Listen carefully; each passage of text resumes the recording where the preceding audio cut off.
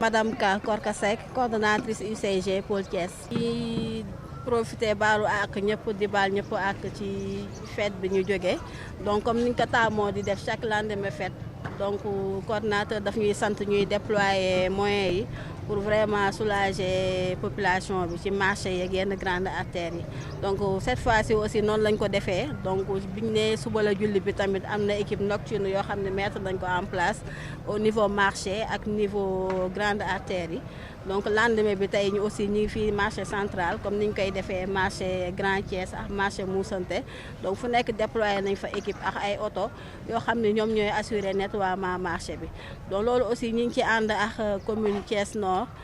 nga xam ni déjà génne woon nañ arrêté pour wax ni marché bi dañ koy tëj pour ñu mën ñu faciliter un peu liggéey bi mais li ñuy constaté mooy bi ñu ñëwee vraiment gis nañ fi ay quelques étals yoo xam ne ñu ngi ci kii bi bon ñu ngi empêché ka ñu progresser mais quand même on essaie de faire avec mais ñuy profiter rek di leen sensibiliser di wax ni liggéey bi ñuy def ñoom lañ koy defal donc buñ ñu ko yombalalee rek je pense que day gën a facile si ñun en tout cas am nañ yaakaar ne d'ici journée bi di jeex donc lépp loo xam ne fekk nañ ko fi comme mbalit mu nekk lu bëri lool nag waaw fekk nañ fi ay taa mbalit yu bëri si axe central bi ak ci côté marché Petersen bi au niveau rond-point bi aussi fekk nañ fi ay taa mbalit yu bëri mais comme vous avez constaté ak effectif bi nga xam ne déployé nañ ko fii on arrive quand même à ce que ñu wàññi bu baax a baax production mbalit bi nga xam ne am na au niveau marché bi. coordonnateur moom dafa ñëw indi ay innovation yu bëri si secteur bi donc innovation yi si njëkk mooy point propre yi nga xam ne def na ko au niveau de la ville nga xam ne fépp foo xam ne day nar a am déficit de collecte rek point propre yooyu day mën a corriger loolu nga xam ne population mën nañ dem directement yóbbu fa seen mbalit mais li ci bees mooy équipe de nuit yi nga xam ni moom lañ teg en place boo xoolee marché bi ñu nekk am na équipe de nuit boo xam ne def nañ ko fi ndax liggéey guddi gi mooy gën a yomb si ñoom noonu lañ ko defee aussi ci avenue Camp bi ba nga xam ne grande artères yi nekk si Thiès yëpp guddi gi lañ koy liggéey ndax mooy gën a yomb si éléments yi en tout cas mu nekk des innovations de taille yoo xam ne coordonnateur masque am apporté na ko ci et que à chaque jour bu ñu xëyee rek dañuy fexe di wéyal instruction yi nga xam ne moom la ñuy jox. Mamadou Anne, secrétaire municipal de la commune de Thiès Nord. Comment vous accompagnez ces opérations? Comme l'a si bien dit Madame K, c'est une opération qui se fait à chaque lendemain de fête, notamment la Tabaski et la Korité. UCG est venu nous accompagner et est venu avec un lot de matériel vraiment conséquent. Ce qu'il faut déplorer cependant, c'est la présence des commerçants, malgré qu'ils aient tous reçu l'arrêté concernant la fermeture du marché pour ce mardi. C'est vraiment désolant, d'autant plus que c'est une opération qui s'est faite à leur profit. Donc à l'avenir, nous allons en tenir compte et voir les correctifs à apporter prochainement. Est-ce que vous l'avez fait en concomitance avec les responsables du marché? Oui, nous l'avons fait en concomitance avec les responsables du marché. C'est eux-mêmes qui avaient sollicité ce nettoiement. Mais je dois vous rappeler également que ça fait partie des prérogatives de la commune en tant que le maire a une mission de police administrative et dans la mission de police administrative, il y a ce qu'on appelle la salubrité publique. Donc la salubrité publique fait partie des prérogatives de la commune et en tant que telle, on se devait après chaque fête, au lendemain de chaque fête, essayer de procéder à ce nettoiement. Ça fait partie des prérogatives de la commune, parce que le maire est investi d'une mission de police administrative. Et dans la police administrative, il y a ce qu'on appelle la salubrité publique. Donc, qui dit salubrité publique doit dire nécessairement une politique publique qu'il faudrait mettre en avant pour essayer de gérer ces déchets.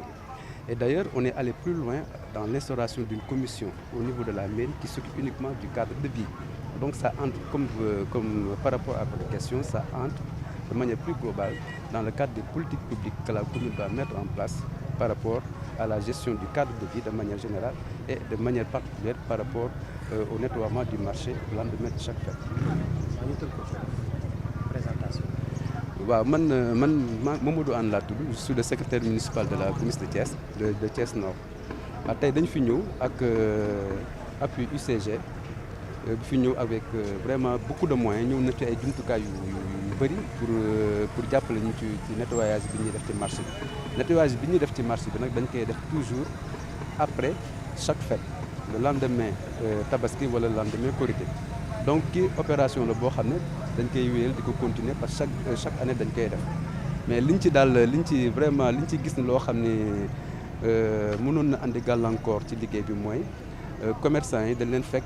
ñenn ñi ñu ñëw lal di jaay alors que jotoon nañu arrêté bi à temps ñoom ñëpp jotoon nañu arrêté bi à temps coordonnateur délégué marché bi mi ngi taxaw moom la ñu joxoon sax arrêté yi pour mu informer commerçant yi. dégg naa nag à chaque année c'est comme ça à chaque fois que suñu wootee pour nettoiement ñoom dañuy ñëw di toog di jaay mais on va s'organiser en conséquence comme ça prochainement nañ xool jumtukaay yu ñuy jël pour yii bañ a amati. cadre de vie dafa nekk ci mission boo xam ni commune bi daf ko war a doxal parce que prérogative maire bi la maire bi dañu ne moom am na benn rôle boo xam ne moom moo ko war a jouer ci aar hygiène wér-gu-yaram santé population bi donc politique la boo xam ne moom def nañ ko ci biir mairie bi bu yàgg mais sax moom maire bi mu toogee rek li mu njëkk a def mooy présenter ay commission ci commission yooyu nag mu tabax mbootaay yooyu mu defal ci biir mairie bi am na ci mbootaay boo xam ne pour assainissement la rek ak nettoyage ak tonni mbalit ci biir koñ yeeg marché yi donc loolu c'est pour te dire que lii du loo xam ne dañ koy ñëw rek def ko nii mais dafa nekk loo xam ne lu ñu xalaat la réfléchir ci teg ko ci kaw table pour mun gérer yi. man la Thierno Ciss délégué général ma central bu Kees président département Unacois Jàppo bu Kees ñu ngi leen di nuyu di leen baalu ak ci weeru tedd wi ñu jóge di leen baal di jiital ngërëm leeg sant bi madame Ka coordonnateur UGG ñoo ngi koy gërëm bu baax di ko sant di rafetlu aussi taxawaayam ci biir dëkk bi chaque année muy Tabaski muy Korité la même chose nii la koy defee boole ko aussi di appuyer maire yi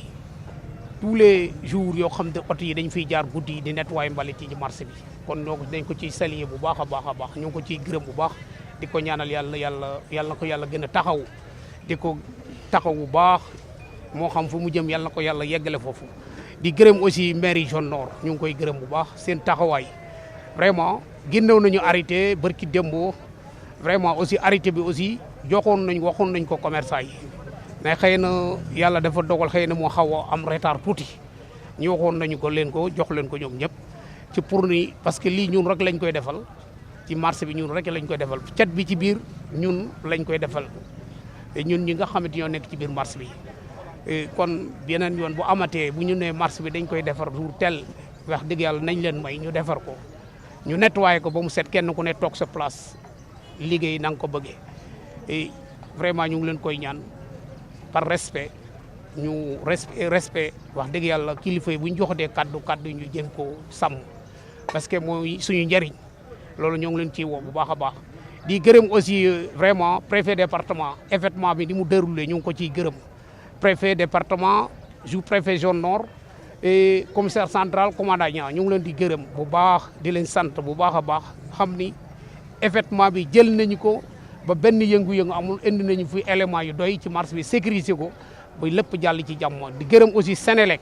ñu ngi koy gërëm directeur Sénélec délégué Sénélec Thiam ñu ngi koy gërëm bu baax parce que dafa indi ay élément ci marché monte permanent pour en cas courant bi am problème vraiment ñu ngi ko ciy gërëm di ko saluer bu baax a baax a baax di ko wax ne aussi am na liggéey ñu tàmbaloon ci marché bi ci wàllu courant bi branchement clandestin yi vraiment am na partie boo xam ne pare na am na partie boo xam ne pareegul ñu ngi ko ciy ñaax ñu ngi ko ciy dellu di ñaan pour ñu mën koo liggéey mu yegg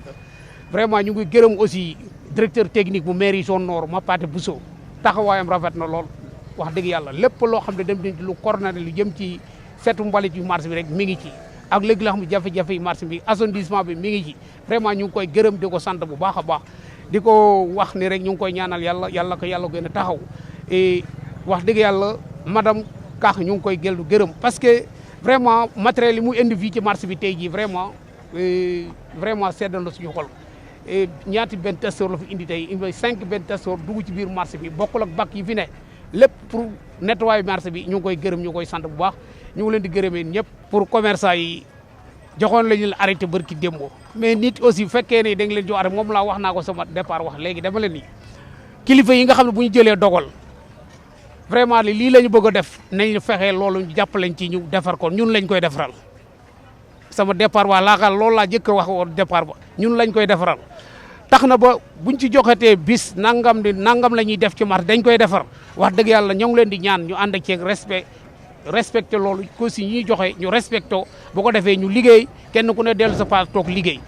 loolu yaakaar naa loolu laa déparé woon. branchement classe C ils sont dina ci am pexe parce que Sénélec ak mairie bi waxtaanoon nañu ba jëloon ci engagement pour ñu sécuriser courant bi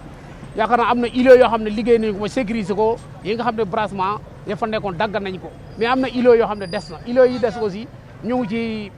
pour régulariser ko pour ñu sécuriser ko wàcc leen ay courant ñu bett fi drassant bu fa day mën joo dagg